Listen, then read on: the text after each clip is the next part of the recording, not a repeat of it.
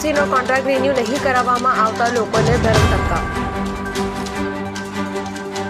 મહાનગરપાલિકાના અધિકારીઓની આળસના કારણે લોકોને હેરાન થવાનો વારો આવ્યો. આધાર કાર્ડ માટેનું કામ છે એજન્સીને સોંપવામાં આવ્યું છે. તેનો કોન્ટ્રાક્ટ પૂરો થઈ ગયો. 21 જુલાઈ કોન્ટ્રાક્ટ પૂરો થતા રિન્યુ કરવામાં ન આવ્યો. તેથી લોકો આધાર કાર્ડની કામગીરી માટે ઝોન ઓફિસ જાય છે, પણ તેમનું કામ થતું નથી. લોકોને 2-3 દિવસ પછી આવો તેવું કહી પાછા મોકલવામાં આવે છે.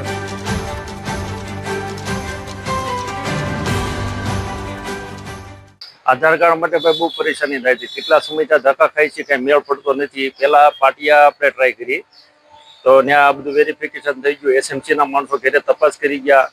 પાછો કાલે જોવું રહ્યું 2 દિવસ પહેલા તો રિજેક્ટમાં મેસેજ આવી ગયો કે હવે અહીં નહીં નીકળે તમારો આધાર કાર્ડ. તમે એક કામ કરો, ઝોન ઓફિસે જાઓ ગયા. તો હું ઝોન ઓફિસે અહીંયા આવ્યો પેલા. તો અહીંયા આવ્યો તો કે સાહેબ મિટિંગમાં છે કે તમે કાલે આવજો કે.